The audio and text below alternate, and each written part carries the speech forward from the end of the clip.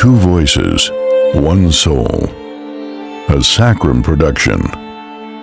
Born from what cannot be erased, the unseen remembers what the living forgot. The old world remembered them, those who spoke in two tongues, one of flesh, one of spirit.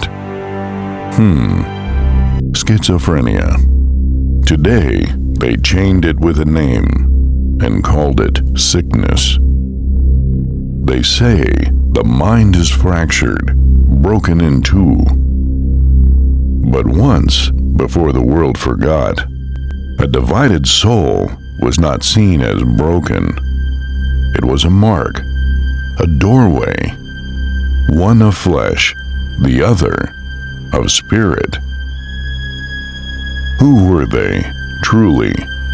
Echoes between flesh and spirit, walking among the living, yet half-claimed by the unseen.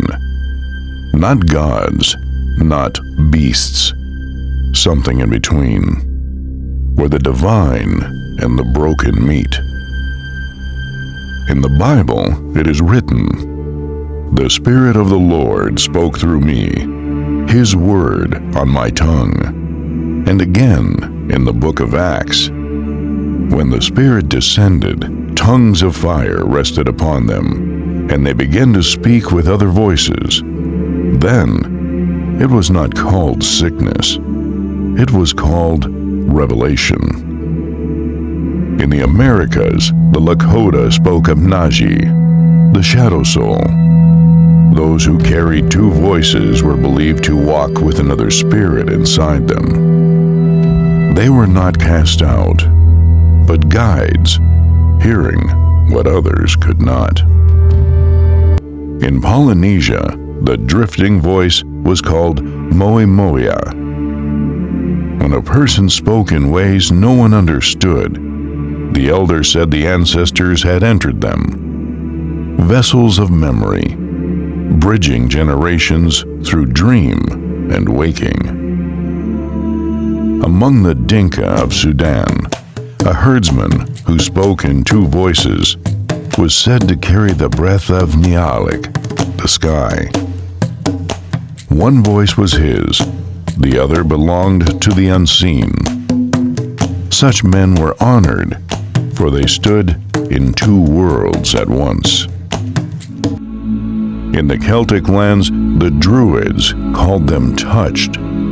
Those who spoke softly to themselves were not broken, but seers, their second voice belonging to the other world, keepers of visions.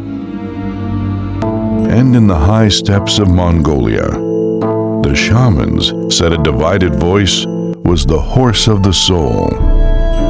One spoke the words of man, the other carried the wind of Tengri, the eternal blue sky. To speak in both was to ride between the living and the unseen.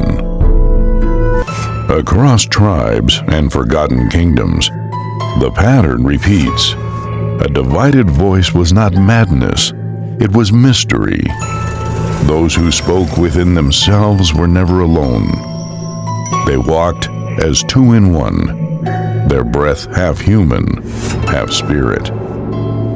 The world listened to them, for they carried messages from the unseen.